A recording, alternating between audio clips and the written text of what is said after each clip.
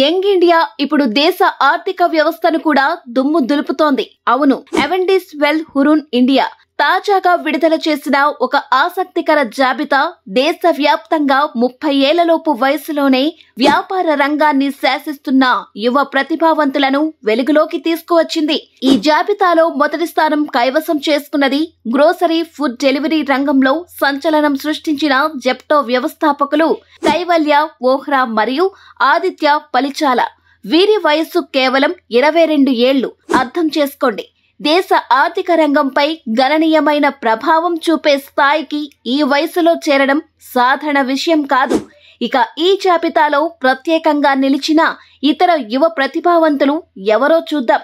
AVR Shri Smaran, AVR స్వర్ణ Mahal jewels, Arjun దేశ్ Pandey, generic Aadhaar, శివశంకేశ్వర్, Vijayananda travels, Rahul Rawat, దిగంతారా, Mihir Menda, ఆర్ఎంజెడ్ బోస్టాన్. కానీ ఇందులో పెద్ద సర్ప్రైజ్ ఏంటంటే దేశ అత్యంత ధనవంతుడు ముఖేష్ అంబానీ కుమారుడు అనంత్ అంబానీ ఈ రేసులో 11వ స్థానంలో నిలిచాడు. అదే విధంగా అదానీ గ్రూప్ వారసుడు సాగర్ అదానీ 14వ స్థానంలో నిలిచారు. తెలుగు వారిని గర్వపడేలా చేసిన పేరు నెక్స్ట్ వేవ్ సంస్థ సహా వ్యవస్థాపకులు శశాంక్ గుజ్జుల మరియు అనుపమ్.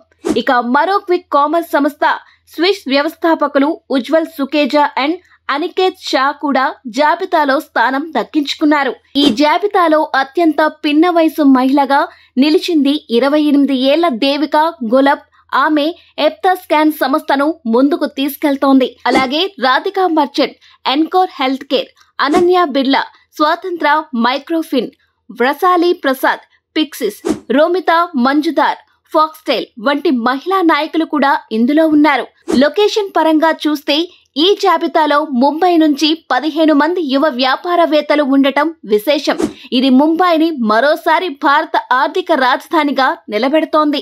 సంక్లిప్తంగా చెప్పాలంటే వయసు కాదు, దృక్పథం, దృఢత, దిగ్గజ ఆలోచనలు ఇవే ఈ యువతని ముందుకు తీసుకెళ్తున్న శక్తులు.